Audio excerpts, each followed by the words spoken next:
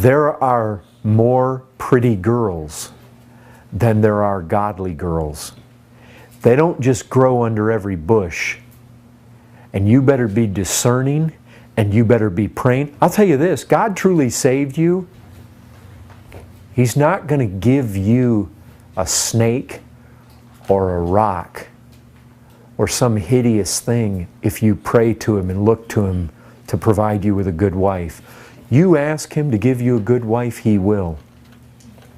You run out and you just chase after the first beautiful thing you find out there that professes to be Christian. I'll tell you, I mean, this doesn't have anything to do with me by any stretch. But I can tell you this, that once God saved me, He gave me a desire to find a wife that fit the 1 Peter, the 1 Timothy, the Proverbs 31. And I began to have an idea of the kind of wife that I was looking for. And I was going to a church. We had a big singles group. There were lots of women that wanted to be married. And there were some pretty faces came in. And I'm going to tell you, those were the first ones that I probably went over and sat down next to. But I can tell you this, that it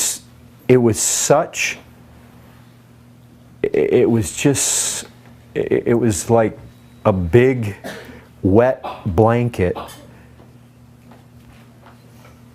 if immediately there was no sense of godliness there.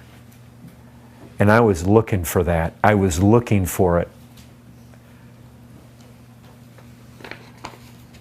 I don't know if I should say this, but I actually got to the place where I got so disgusted of all these girls up in Michigan that were in this singles group. I got to the place where I was saying, Lord, I don't care if you bring me an old used up prostitute that's been, as long as she's been truly saved and she's godly.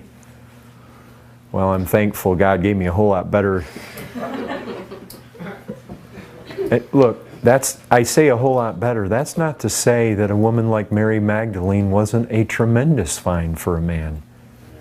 Because it's what a woman is made of spiritually, not what her history has been.